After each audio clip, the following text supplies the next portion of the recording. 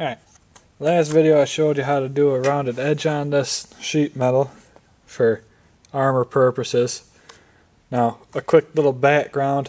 This is actually a gorget for a Renaissance outfit that I made, or I'm still working on technically.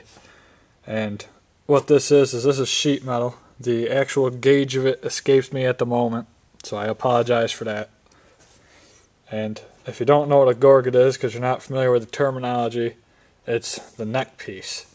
In the case of mine, it kind of fits more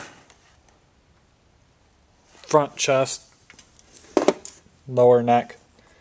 And you might have noticed when I was showing it, all these holes, which you can now see a lot better now that I've punched new ones. And all I did is use a deep throat metal punch for these. And in case you were wondering what that's for, this right here is just some nice little leather.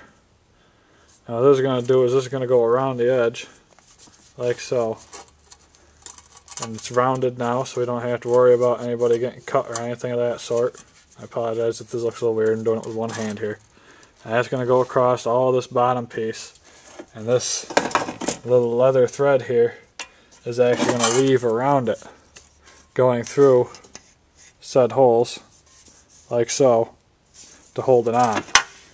And really it's, at this point, just for a little bit of artistic flair, or, you know, it just looks nice for intents and purposes.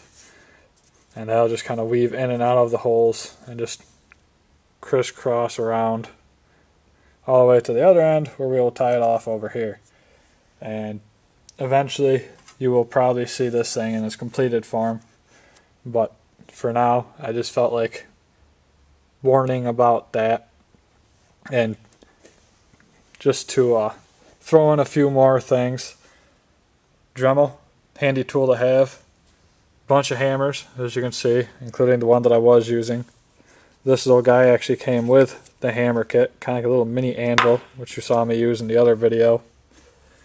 The metal punch, in case anybody's interested.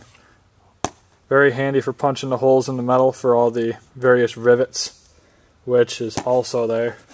As you can see on the breastplate, rivets. You can also see a more complete version of what I was talking about with the leather strap threading.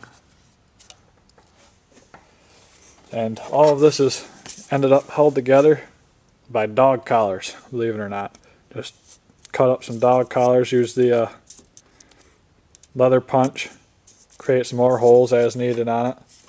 And all those are going to go together, same over here,